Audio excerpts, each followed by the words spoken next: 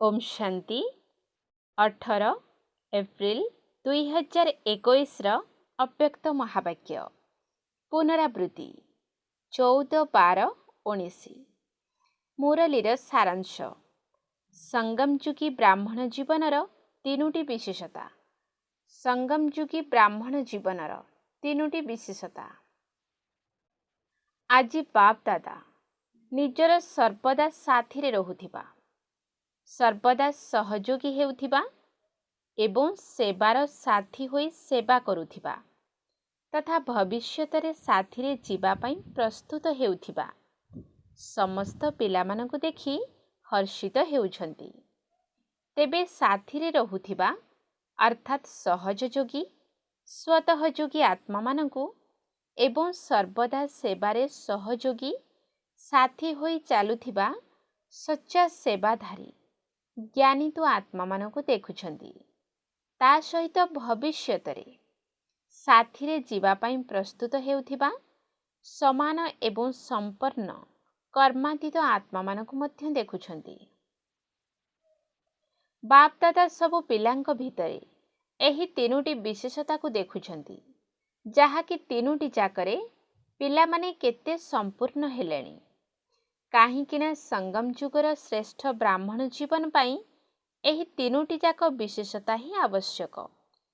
तेबे योगी तो आत्मा ज्ञानी तो आत्मा एवं बाबांक समान कर्मातीत आत्मा एही तीनोटी जाक विशेषता मध्यरु जदि गोटिए भी विशेषतार अभाव अछि तेबे ब्राह्मण जीवनर विशेषता गुड़िकरे अनुभवी न हेबा अर्थात संपूर्ण ब्राह्मण जीवनर सुख बा प्राप्ति गुड़िकरु वंचित हेबा। काहींकिना बाप दादा सबु पिलामानंकु संपूर्ण भवर वरदान जन्मरु ही देई देइछंती। एमिति नुहे जे यथाशक्ति योगी भव बा यथाशक्ति ज्ञानी तो आत्मा भव एभली वरदान देउ नाहंती। ता सहित संगम युग जहाकि सारा कल्प भितरे विशेष युग अटे एही युग को अर्थात समय को मध्य वरदानी समय कहा जाउछि। काहींकिना वरदाता बाबा एही समय ही वरदान बांटिबा पई आसीथांती। तेणु वरदाता निजे आसुथिबा कारणरू समय मध्य वरदानी होईगला अर्थात समय को मध्य वरदान मिलिछि। सबु प्रकारर प्राप्ति गुड़िकु संपूर्ण रूपरे प्राप्त करिबार समय मध्य एहा ही अटे। निजर संपूर्ण स्थिति को प्राप्त करिबार वरदानी समय मध्य एहा ही अटे। तेबे अवशिष्ट सारा कल्प भितरे कर्म अनुसारे प्रारब्ध प्राप्त करिथांती बा जेपरि कर्म सेपरि फल स्वतः होई चली थाए। किंतु एही वरदानी समय रे गोटिए पाद तुममानकर कर्म एवं पदम गुणा सहयोग बाबांक द्वारा सहजरे प्राप्त होई थाए। सत्य जुगरे मध्य गोटिएर पदम गुणा प्रारब्ध प्राप्त हुए नाही। किंतु वर्तमान समय प्राप्त हेउथिबा फल को प्रारब्ध रूपरे भोग करिबार अधिकार होई थाए। बरं जमा करिथिबा फल को भोग करी करी तळकु तळकु आसी जाई थाओ। कला कमी कमी जाई थाए। गोटिए जुग शेष हेबा परे कला मध्य 16 कलारु 14 कला होई जाए। किंतु संपूर्ण प्राप्ति केउ समय अटे जहा द्वारा 16 कला संपूर्ण हेला। तेबे एही संगम युग ही सही प्राप्तिर समय। एही समय रे बाबा खोला हृदय रे सर्व प्राप्तिर भंडार वरदान रूपरे पैतृक संपत्ति रूपरे एवं पाठ पढ़ार फल स्वरूप प्राप्ति रूपरे तीनोटी जाक संबंध द्वारा तीन रूपरे विशेष खोला भंडार भरपूर भंडार पिला मानक सम्मुख रे रखुछंती। एथिरे जेतिकी करिवो सेतिकी पाइबो एभली हिसाब मध्य रखी नाहंती। गोटिएर पदम गुणा हिसाब रे देउछंती। निजे निज पाई पुरुषार्थ कर एवं प्रारब्ध निय एभली मध्य कहु नाहंती। किंतु दयाशील होई दाता होई विधाता होई सर्व संबंधी होई निजे मध्य सबु समय पिला मानकर सहयोगी हेउछंती। गोटिए सेकेंड रे साहसर आधार रे अनेक वर्षर मेहनत समान साहाय्य करी पिला मानकर सहयोगी हेउछंती। काहींकिना ଜାଣିଛନ୍ତି ଏମାନେ ଅନେକ ଜନ୍ମରୁ ଭଟକୁଥିବା ନିର୍ବଳ ଆତ୍ମା ଅଟନ୍ତି ଏବଂ ସମ୍ପୂର୍ଣ୍ଣ ରୂପେ ଥକି ଯାଇଛନ୍ତି। ସେଥିପାଇଁ ଏତେ ପର୍ଯ୍ୟନ୍ତ ସାହାଯ୍ୟ କରୁଛନ୍ତି ବା ସହଯୋଗୀ ହେଉଛନ୍ତି। ନିଜ ତରଫରୁ ଅଫର ମଧ୍ୟ କରୁଛନ୍ତି, ଅର୍ଥାତ୍ କହୁଛନ୍ତି ଯେ ସବୁ ପ୍ରକାରର ବୋଝ ମୋତେ ଦେଇଦିଅ, ଅର୍ଥାତ୍ ବୋଝ ଉଠାଇବାର ଅଫର କରୁଛନ୍ତି। ଭାଗ୍ୟ ବିଧାତା ହୋଇ ପିଲାମାନଙ୍କୁ ଜ୍ଞାନବାନ କରି ଶ୍ରେଷ୍ଠ କର୍ମର ଜ୍ଞାନକୁ ସ୍ପଷ୍ଟ ଭାବରେ ବୁଝାଇ ଭାଗ୍ୟର ରେଖା ଟାଣିବାର କଲମ ପିଲାମାନଙ୍କ ହାତରେ ଦେଉଛନ୍ତି। କହୁଛନ୍ତି ନିଜର ଭାଗ୍ୟର ରେଖାକୁ ଯେତେ ଲମ୍ବା କରିବାକୁ ଚାହୁଁଛ କରିନିଅ। ସବୁ ଖୋଲା ଭଣ୍ଡାରର ଚାବି ତୁମମାନଙ୍କ ହାତରେ ଦେଇଛନ୍ତି। ଏବେ ଚାବି ମଧ୍ୟ କେତେ ସହଜ। ଯଦି ମାୟାର ତୋଫାନ ମଧ୍ୟ ଆସିଯାଉଛି, ତେବେ ବି ଛତ୍ରଛାୟା ହୋଇ ସର୍ବଦା ତୁମମାନଙ୍କୁ ସୁରକ୍ଷିତ ମଧ୍ୟ ରଖୁଛନ୍ତି। ଏବଂ ଯେଉଁଠି ଛତ୍ରଛାୟା ଅଛି ସେଠାରେ ତୋଫାନ ମଧ୍ୟ କ'ଣ କରିପାରିବ? ପିଲାମାନଙ୍କୁ ସେବାଧାରୀ ମଧ୍ୟ କରାଉଛନ୍ତି, କିନ୍ତୁ ତା ସହିତ ବୁଦ୍ଧିମାନଙ୍କର ବୁଦ୍ଧି ହୋଇ ଆତ୍ମାମାନଙ୍କୁ ଟଚ୍ କରାଉଛନ୍ତି, ଅର୍ଥାତ୍ ବିଶେଷ ଅନୁଭବ କରାଉଛନ୍ତି, ଯାହାଦ୍ୱାରା ନାମ ପିଲାମାନଙ୍କର ଏବଂ କାମ ବାବାଙ୍କର ସହଜରେ ହୋଇଯାଉଛି। ଏତିକି ଗେଲ ବସରରେ ପାଳନା କରୁଛନ୍ତି, ଯାହାକି ପିଲାମାନେ ସର୍ବଦା ଅନେକ ଝୁଲଣାରେ ଝୁଲିବାରେ ଲାଗିଛନ୍ତି। ଏମିତିକି ପାଦ ତଳେ ଲାଗିବାକୁ ଦେଉନାହାନ୍ତି। କେବେ ଖୁସିର ଝୁଲଣାରେ, କେବେ ସୁଖର ଝୁଲଣାରେ, କେବେ ବାବାଙ୍କର କୋଳରୂପୀ ଝୁଲଣାରେ, ଆନନ୍ଦ ପ୍ରେମ ଶାନ୍ତିର ଝୁଲଣାରେ ଝୁଲୁଥାଅ। ଝୁଲିବା ଅର୍ଥାତ୍ ମଉଜ କରିବା। ତେଣୁ ଏହି ସର୍ବପ୍ରାପ୍ତିଗୁଡ଼ିକ ଏହି ବରଦାନୀ ସମୟର ହିଁ ବିଶେଷତା ଅଟେ। ଏହି ସମୟରେ ବାବା ବରଦାତା ବିଧାତା ହୋଇଥିବା କାରଣରୁ, ପିତା ସହିତ ସର୍ବ ସମ୍ବନ୍ଧର ଅନୁଭବ କରାଉଥିବା କାରଣରୁ ଦୟାଶୀଳ ଅଟନ୍ତି। ସେଥିପାଇଁ ଗୋଟିଏ ବଦଳରେ ପଦମ ଦେବାର ବିଧି ମଧ୍ୟ ଏହି ସମୟରେ ହିଁ ଅଟେ। ଶେଷ ସମୟରେ ହିସାବ କିତାବ ଯୁକ୍ତ କରୁଥିବା ନିଜର ସାଥୀମାନଙ୍କ ଦ୍ୱାରା କାମ ହାସଲ କରିବେ। ତେବେ ସେତେବେଳର ସାଥୀ କିଏ ଜାଣିଛ ନା? ସେତେବେଳେ ଗୋଟିଏର ପଦମଗୁଣା ପ୍ରାପ୍ତିର ହିସାବ କିତାବ ସମାପ୍ତ ହୋଇଯିବ। ଏବେ ତ ବାବାଙ୍କର ଦୟାଶୀଳ ହେବାର ପାଠ ଚାଲିଛି। ଏହାପରେ ହିସାବ କିତାବ ଆରମ୍ଭ ହୋଇଯିବ। ବର୍ତ୍ତମାନ କ୍ଷମା ବି ଦେଇ ଦେଉଛନ୍ତି। କଡ଼ା ଭୁଲକୁ ମଧ୍ୟ କ୍ଷମା କରିଦେଉଛନ୍ତି। ତା ସହିତ ସହଯୋଗୀ ହୋଇ ଆହୁରି ଆଗକୁ ଉଡ଼ିବା ପାଇଁ ସୁଯୋଗ ଦେଉଛନ୍ତି। ଏଥିରେ କେବଳ ଅନ୍ତରର ସହିତ ହୃଦ୍ବୋଧ କରିବା ହିଁ କ୍ଷମା ପାଇବା। ଦୁନିଆରେ ଯେପରି ଲୋକମାନେ କ୍ଷମା ପାଇଥାନ୍ତି, ଏଠାରେ ସେଭଳି ଭାବରେ କ୍ଷମା ନେବାକୁ ପଡ଼ିନଥାଏ। ଏଠାରେ ହୃଦ୍ବୋଧ କରିବାର ବିଧି ହିଁ କ୍ଷମା ନେବା ଅଟେ। ତେଣୁ ଅନ୍ତରର ସହିତ ହୃଦ୍ବୋଧ କରିବାକୁ ହେବ। କାହାର କହିବା ଦ୍ୱାରା ବା ସମୟ ଅନୁସାରେ କାମ ଚଳାଇବା ଲକ୍ଷ୍ୟରେ ହୃଦ୍ବୋଧ କରିନେବା, ଏଭଳି କ୍ଷମା ମାଗିବା ଗ୍ରହଣୀୟ ହୁଏ ନାହିଁ। କେହି କେହି ପିଲା ଚତୁର ମଧ୍ୟ ଥାନ୍ତି। ବାତାବରଣକୁ ଦେଖି କହିଥାନ୍ତି, ଏବେ ତ ହୃଦ୍ବୋଧ କରିନିଅ, କ୍ଷମା ମାଗିନିଅ, ଆଗକୁ ଦେଖାଯିବ। କିନ୍ତୁ ବାବା ମଧ୍ୟ ଜ୍ଞାନର ସାଗର ଅଟନ୍ତି। ସବୁ କିଛି ଜାଣିଛନ୍ତି। ତେଣୁ ଟିକିଏ ମୁରୁକି ହସି ଛାଡ଼ି ଦେଉଛନ୍ତି, କିନ୍ତୁ କ୍ଷମା ଦେଉନାହାନ୍ତି। କାରଣ ବିଧି ବିନା ସିଦ୍ଧି ତ ମିଳିବ ନାହିଁ ନା। ବିଧି କେବଳ ଗୋଟିଏ ପାଦ ଏବଂ ସିଦ୍ଧି ପଦମଗୁଣା ପରିମାଣର ମିଳିଥାଏ। କିନ୍ତୁ ସେହି ଗୋଟିଏ ପାଦର ବିଧି ତ ଯଥାର୍ଥ ଭାବରେ ହେବା ଦରକାର ନା। ତେଣୁ ଏହି ସମୟର ବିଶେଷତା କେତେ ରହିଛି ବା କିପରି ବରଦାନୀ ସମୟ ଚାଲିଛି, ସେହି କଥା ଶୁଣାଇଲି। ତେବେ ଏଭଳି ବରଦାନୀ ସମୟରେ ଯଦି ବରଦାନ ନ ନେବ, ଆଉ କେତେବେଳେ ନେବ? ଯେତେବେଳେ ସମୟ ସମାପ୍ତ ହୋଇଯିବ, ସେତେବେଳେ ଏହି ସମୟର ବିଶେଷତା ଗୁଡ଼ିକ ମଧ୍ୟ ସମାପ୍ତ ହୋଇଯିବ। ସେଥିପାଇଁ ଯାହା କିଛି କରିବାର ଅଛି, ଯାହା ନେବାର ଅଛି, ଯାହା ହେବାର ଅଛି, ତାହା ବର୍ତ୍ତମାନ ବରଦାନ ରୂପରେ ବାବାଙ୍କ ଦ୍ୱାରା ସାହାଯ୍ୟ ମିଳିବା ସମୟରେ ହିଁ କରିନିଅ ବା ହୋଇଯାଅ। ଏହାପରେ ଆଉ ଏଭଳି ହୀରାତୁଲ୍ୟ ସୁଯୋଗ ମିଳିପାରିବ ନାହିଁ। ତେବେ ସମୟର ବିଶେଷତା ଗୁଡ଼ିକ ତ ଶୁଣିଲ ଏବଂ ସମୟର ବିଶେଷତା ଆଧାରରେ ବ୍ରାହ୍ମଣ ଜୀବନର ଯେଉଁ ତିନୋଟି ବିଶେଷତା ଶୁଣାଇଲି, ସେହି ତିନୋଟି ଯାକରେ ସମ୍ପୂର୍ଣ୍ଣ ହୁଅ। ତୁମମାନଙ୍କର ବିଶେଷ ସ୍ଲୋଗାନ ମଧ୍ୟ ଏହା ହିଁ ଅଟେ ଯୋଗୀ ହୁଅ, ପବିତ୍ର ହୁଅ, ଜ୍ଞାନୀ ହୁଅ ଏବଂ କର୍ମାତୀତ ହୁଅ। ଯେବେ କି ସାଥିରେ ଯିବାର ଅଛି, ତେବେ ସର୍ବଦା ସାଥିରେ ରହୁଥିବା ଆତ୍ମାମାନେ ହିଁ ସାଥିରେ ଯାଇପାରିବେ। ଯେଉଁମାନେ ସାଥିରେ ରହୁନାହାନ୍ତି, ସେମାନେ ସାଥିରେ କିପରି ଯିବେ? ସାଥିରେ ଯିବା ପାଇଁ ତ ସମୟ ଅନୁସାରେ ପ୍ରସ୍ତୁତ ମଧ୍ୟ ହୋଇପାରିବେ ନାହିଁ। କାହିଁକି ନା ବାବାଙ୍କ ସମାନ ହେବା ଅର୍ଥ ପ୍ରସ୍ତୁତ ରହିବା। ସମାନତା ହିଁ ହେଉଛି ହାତ ଧରିବା ଏବଂ ସଙ୍ଗରେ ରହିବା। ନଚେତ୍ କ'ଣ ହୋଇପାରିବ? ଆଗବାଲାଙ୍କୁ ଦେଖି ଯଦି ପଛେ ପଛେ ଆସିବ, ତେବେ ସାଥୀ କୁହାଯିବ ନାହିଁ। ସାଥୀ ତାଙ୍କୁ କୁହାଯିବ ଯିଏ ସଙ୍ଗରେ ଯିବେ। ବହୁତ କାଳ ପର୍ଯ୍ୟନ୍ତ ସାଥିରେ ରହିବା, ସାଥୀ ହୋଇ ସହଯୋଗୀ ହେବା, ଏହିଭଳି ବହୁତ କାଳର ସଂସ୍କାର ହିଁ ସାଥୀ କରି ସାଥିରେ ନେଇଯିବ। ଯଦି ଏବେ ବି ସାଥିରେ ରହୁନାହାନ୍ତି, ତେବେ ଏଥିରୁ ପ୍ରମାଣିତ ହେଉଛି ଯେ ଦୂରରେ ରହୁଛନ୍ତି। ତେବେ ଦୂରରେ ରହିବାର ସଂସ୍କାର ସାଥିରେ ଯିବା ସମୟରେ ମଧ୍ୟ ଦୂରତାର ଅନୁଭବ କରାଇବ। ସେଥିପାଇଁ ଏବେଠାରୁ 3ଟି ଯାକ ବିଶେଷତାକୁ ଚେକ୍ କର।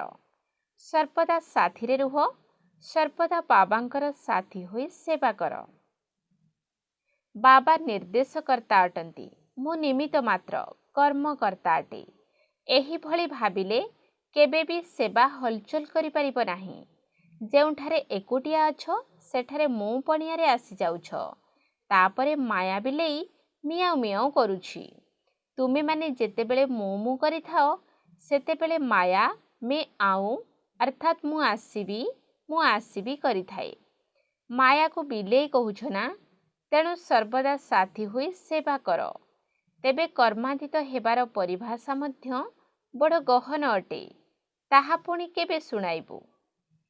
ଆଜି କେବଳ ଏହି 3ଟି କଥା ଚେକ୍ କର। ତା ସହିତ ସମୟର ବିଶେଷତା ଗୁଡ଼ିକର ଲାଭ କେତେ ପ୍ରାପ୍ତ କରିଛ, ତାହା ମଧ୍ୟ ଚେକ୍ କର। କାହିଁକି ନା ସମୟର ମହତ୍ତ୍ୱକୁ ଜାଣିବା ଅର୍ଥାତ୍ ମହାନ ଆତ୍ମା ହେବା। ନିଜକୁ ଜାଣିବା, ବାବାଙ୍କୁ ଜାଣିବା, ଏହା ଯେତିକି ମହତ୍ତ୍ୱପୂର୍ଣ୍ଣ, ସେହିପରି ସମୟକୁ ଜାଣିବା ମଧ୍ୟ ମହତ୍ତ୍ୱପୂର୍ଣ୍ଣ। ତେବେ ବୁଝିପାରିଲ ଏବେ କ'ଣ କରିବାକୁ ହେବ? ବାପ ଦାଦା ଫଳାଫଳ ଶୁଣାଇବା ପୂର୍ବରୁ ନିଜେ ନିଜର ଫଳାଫଳକୁ ଜାଣ। କାହିଁକି ନା ବାପ ଦାଦା ଯେତେବେଳେ ରେଜଲ୍ଟ ଶୁଣାଇଦେବେ, ସେତେବେଳେ ଭାବିବ ଏବେ ତ ଫଳ ବାହାରିଗଲା, ଏବେ କ'ଣ କରାଯିବ? ଏବେ ଯାହା ଅଟେ, ଯେପରି ଅଟେ, ଏହାକୁ ହିଁ ଠିକ୍ ବୋଲି କୁହାଯିବ। ସେଥିପାଇଁ ପୁଣି ବି ବାପ ଦାଦା କହୁଛନ୍ତି, ଏହିସବୁ କଥାକୁ ଚେକ୍ କର। ଚେକ୍ କର। ଏହା ଯେପରି ପରୋକ୍ଷରେ ଫଳାଫଳ ଶୁଣାଇ ଦେଉଛନ୍ତି। କାହିଁକି ନା ପ୍ରଥମରୁ ହିଁ କହିଦେଇଛନ୍ତି ଯେ ରେଜଲ୍ଟ ଶୁଣାଇବୁ ଏବଂ ସେଥିପାଇଁ ସମୟ ମଧ୍ୟ ଦେଉଛନ୍ତି। କେତେବେଳେ 6 ମାସ, କେତେବେଳେ 1 ବର୍ଷ ସମୟ ମଧ୍ୟ ଦେଇଛନ୍ତି। ସେଥିପାଇଁ କେହି କେହି ଭାବନ୍ତି 6 ମାସ ତ ପୂରଣ ହୋଇଗଲା, କିଛି ତ ଶୁଣାଇଲେ ନାହିଁ। କିନ୍ତୁ ଶୁଣାଇଲି ନା ଏବେ ପୁଣି ବି ସମୟ କିଛି ମାତ୍ରାରେ ଦୟାଶୀଳ ବା ବରଦାନୀ ଅଟେ। ଏବେ ତ ଚିତ୍ରଗୁପ୍ତ ଗୁପ୍ତରେ ଅଛି, ଆଗକୁ ପ୍ରତ୍ୟକ୍ଷ ହୋଇଯିବ। ସେଥିପାଇଁ ତ ବାବାଙ୍କୁ ଦୟା ଲାଗୁଛି। ଭାବୁଛନ୍ତି ଚାଲ ଆଉ ଗୋଟିଏ ବର୍ଷ ପୁରୁଷାର୍ଥ କରିବା ପାଇଁ ଦେଇଦିଅ। କାହିଁକି ନା ସନ୍ତାନ ତ ଅଟନ୍ତି ନା। ବାବା ଯଦି ଚାହିଁବେ, ତେବେ କ'ଣ ନ କରିପାରିବେ? ସମସ୍ତଙ୍କର ଗୋଟିଏ ଗୋଟିଏ କଥାକୁ ଶୁଣାଇ ଦେଇପାରିବେ। କେହି କେହି ଭୋଳାନାଥ ବୋଲି ଭାବୁଛନ୍ତି ନା? ସେଥିପାଇଁ କେହି କେହି ପିଲା ଏବେ ବି ବାବାଙ୍କୁ ଭୋଳା ବୋଲି ଭାବି ଠକି ଚାଲିଛନ୍ତି। କିନ୍ତୁ ବାବା ଭୋଳାନାଥ ତ ଅଟନ୍ତି, ତା ସହିତ ମହାକାଳ ମଧ୍ୟ ଅଟନ୍ତି। ଏବେ ପିଲାମାନଙ୍କ ଆଗରେ ସେହି ରୂପ ଦେଖାଉନାହାନ୍ତି, ନଚେତ୍ ସମ୍ମୁଖରେ ଛିଡ଼ା ହୋଇପାରିବ ନାହିଁ। ସେଥିପାଇଁ ସବୁକିଛି ଜାଣି ମଧ୍ୟ ଭୋଳାନାଥ ହୋଇ ଯାଉଛନ୍ତି, ନ ଜାଣିବା ଭଳି ରହିଯାଉଛନ୍ତି। କିନ୍ତୁ କ'ଣ ପାଇଁ? ପିଲାମାନଙ୍କୁ ସମ୍ପୂର୍ଣ୍ଣ କରିବା ପାଇଁ। ବୁଝିପାରିଲ? ବାପ ଦାଦା ଏହିସବୁ ଦୃଶ୍ୟଗୁଡ଼ିକୁ ଦେଖି ମୁରୁକି ମୁରୁକି ହସୁଛନ୍ତି। ପିଲାମାନେ କ'ଣ କ'ଣ ସବୁ ଖେଳ କରୁଛନ୍ତି, ସବୁ ଦେଖୁଛନ୍ତି। ସେଥିପାଇଁ ବ୍ରାହ୍ମଣ ଜୀବନର ବିଶେଷତା ଗୁଡ଼ିକୁ ନିଜ ଭିତରେ ଚେକ୍ କର ଏବଂ ନିଜକୁ ସମ୍ପନ୍ନ କର। ଆଚ୍ଛା, ଚାରିଆଡ଼ର ସମସ୍ତ ଯୋଗୀ ତୁ ଆତ୍ମା, ବାପ ସମାନ କର୍ମାତୀତ ଶ୍ରେଷ୍ଠ ଆତ୍ମାମାନଙ୍କୁ सर्वदा निजर एवं समयर महत्व को जानी महान हेउथिबा महान आत्मा मानकु सर्वदा बाबांकठारु सर्वसंबंधर प्राप्तिर लाभ नेउथिबा बुद्धिमान विशाल बुद्धि स्वच्छ बुद्धि एवं सदा पवित्र पिला मानकु बाप दादांकर याद प्यार एवं नमस्ते। आम संतान मानकर बाप दादांकु याद प्यार नमस्ते नमस्ते नमस्ते सुप्रभात। पार्टी मानक सहित साक्षात सर्वदा निजकु सर्वशक्ति रे संपन्न मास्टर सर्वशक्तिमान आत्मा अनुभव करुछ। बाबा तो सर्वशक्ति रूपी संपत्ति को पैतृक संपत्ति रूप में दे देइछंती। तेणु सर्वशक्ति गुड़िक तुमर पैतृक संपत्ति अटे अर्थात निजस्व संपत्ति अटे। तेबे एही निजस्व संपत्ति साथी अछि ना जेहेतु बाबा देइछंती तेणु ताहा पिला मानकर होई जाइछि। जेउ जिनिस निजर होई थाए ताहा स्वतः भावरे मने रही थाए। दुनिया रे जहाँ भी संपत्ति मिली थाए ताहा सबु विनाशी ही होई थाए किंतु एही संपत्ति बा शक्ति गुड़िक अविनाशी अटे। आज संपत्ति मिलिला काली को समाप्ति होई छिबो एपरि नुहे। आज संपत्ति रूपरे अछि काली को केही आसी लुटी नेबा बा जलाई देबो एभली मध्य नुहे। बरं जेते खर्च करिबो सेते बढ़ी चलिबो। ज्ञान रूपक संपत्ति को जेते बांटिबो सेते बढ़ी बढ़ी चलिबो एवं सबु प्रकार साधन गुड़िक मध्य स्वतः ही प्राप्त हेबाकू लागिबो। तेबे सदाकाल पाई संपत्तिर अधिकारी होइगल। एहार खुशी अनुभव हेउछि ना। संपत्ति मध्य केते श्रेष्ठ अटे जेउथिरे किछि भी अप्राप्ति नाही सर्व प्राप्ति रे भरपूर। अच्छा अमृत बेलारे विदाय नेबा समय दादी मानक सहित दीदी निर्मला शांताक सहित बाप दादांकर साक्षात। महारथी मानकर प्रतिपादरे सेवा होई थाए चाहे किछि शुणांतु बा न शुणांतु किंतु प्रत्येक कर्म प्रत्येक चलनी रे सेवा समाहित अटे। सेवा बिना गोटिए सेकेंड मध्य रही पारिबे नाही। चाहे मानसिक सेवारे हेउ बा बाणी द्वारा सेवा करिबारे हेउ चाहे संबंध संपर्क द्वारा हेउ किंतु निरंतर जोगी मध्य अटंती एवं निरंतर सेवाधारी मध्य अटंती। तेबे एहा तो बहुत भल कथा जहा कि मधुबन रे जो संपत्ति को निज भितरे जमा करिछ ताकू समस्तंको भोजन रूपरे बांटिबा पाई जाउछ। महारथी मानकर सेवा स्थान रे उपस्थित रहिबा मध्य अनेक आत्मा पाई स्थूल सहारा होई जाइथाए। जेपरि बाबा छत्र छाया अटंती सेहीपरि बाप समान पिला माने मध्य छत्र छाया पालटी जाती। सेमानकु देखि समस्ते केते खुशी होई जाती।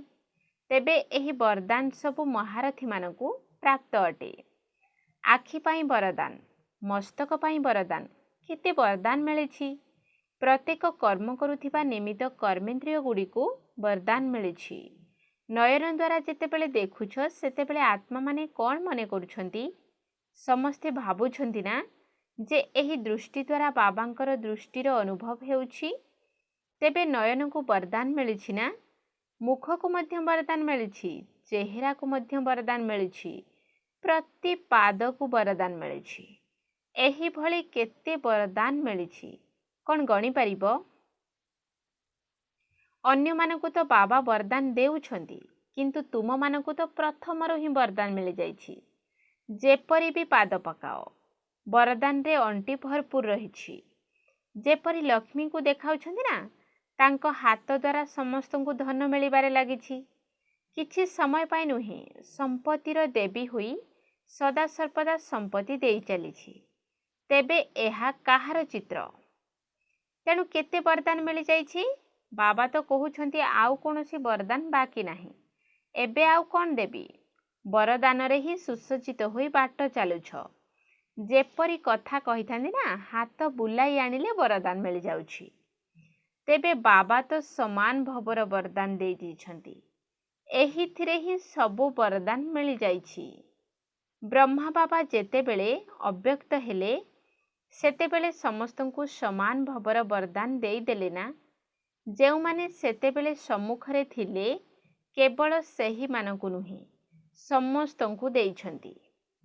सूक्ष्म रूपरे सबु महावीर संतान माने बाबांको सम्मुखरे थिले एवं वरदान मिलिथिला। अच्छा, समस्तंकर आशीर्वाद मध्य तुममानक साथिरे अछि। औषध तो व्यवहार करुछ किंतु आशीर्वाद मध्य साथिरे अछि।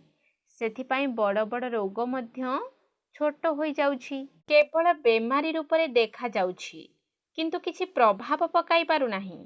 सुळीरु कंटार रूप होई जाउछि। बाकी बाबांकर हाथ एवं संगत सर्वदा साथिरे ही अछि। प्रति पादरे प्रति बाणीरे बाबांकर आशीर्वाद रूपी औषध तो मिली चलीछि। सेथिपाई चिंता कर नाही। एमिति भी जदि पूरा फ्री होइजिब तेबे सूक्ष्मवतन रे पहुँची जिब, अर्थात शरीर छाड़ी देब। किंतु एहा द्वारा तो अन्य मानकु मध्य बल मिलुछि। तुम मानकर रोग हेबा मध्य सेवा करुछि। तेणु तुमर रोग रोग नुहे बरं सेवार साधन अटे। नचेत अन्य माने भाबिबे एमानकु तो बाबांकर सहयोग मिलुछि, तेणु एमानकु रोग विषय कौन अनुभव अछि। सेथिपाई तुम मानकु अनुभवी करी अन्य मानकु साहस देवार सेवा करिबा पाई टिकिए रोग हेबार रूपरेखा देखाउछि। नचेत समस्ते रोग समय निराश होइजिबे। तुमे माने दृष्टांत रूपरे अल्प बहुत रोगर रूपरेखा देखुछ। बाकी कर्म भोग चुक्त होई सारिछि। केवल रूपरेखा मात्र बाकी रहिछि। अच्छा, विदेशी भाई भौणी सहित साक्षात अंतरर सहित प्रत्येक आत्मा प्रति शुभ भावना रखिबा, एहा ही हेउछि आंतरिक धन्यवाद देबा। बाबांको ठारु प्रतिपादरे प्रत्येक संतान को आंतरिक धन्यवाद मिली चलीछि। संगम जुग को सर्व आत्मा प्रति सदाकाल पाई धन्यवाद देवार समय कुहाजिबो। सारा संगम जुग को ही धन्यवाद दिन कुहाजिबो। तेणु सर्वदा परस्पर को शुभ भावना शुभ कामना देई चल। एवं बाबा मध्य देउछंती वरदान। खुशी सहित शक्ति को धारण करी विघ्न गुड़ी को अतिक्रम करुथिबा विघ्नजित हुओ। खुशी सहित शक्ति को धारण करी विघ्न गुड़ी को अतिक्रम करुथिबा विघ्नजित हुओ। जेउ पिला माने जमा करिबा जानिछंती से माने शक्तिशाली होई जाउछंती। जदि एबे एबे आय करिल एबे एबे बांटी देल निज भितरे जमा रखिल नाही तेबे शक्ति रहिला नाही। केवल बांटीबार बा दान करिबार खुशी मिलिला। जदि खुशी सहित शक्ति रहिथिबो तेबे सहजरे विघ्न गुड़ी को अतिक्रम करी विघ्नजित होइजिबो। तापरे कौनसी भी विघ्न तुमर लगन अर्थात निष्ठापर स्नेह को हलचल करि पाइब नाही। सेथिपाई तुमर मुखमंडल रे जेपरी खुशीर झलक देखा जाउछि सेहीपरि शक्तिर झलक मध्य देखा जाऊ। स्लोगान। परिस्थिति गुड़िकरे विचलित हेबा परिवर्ते सेगुड़ी को शिक्षक मने करी शिक्षा ग्रहण करिनियो। परिस्थिति गुड़िकरे विचलित हेबा परिवर्ते सेगुड़ी को शिक्षक मने करी शिक्षा ग्रहण करिनियो। ओम शांति।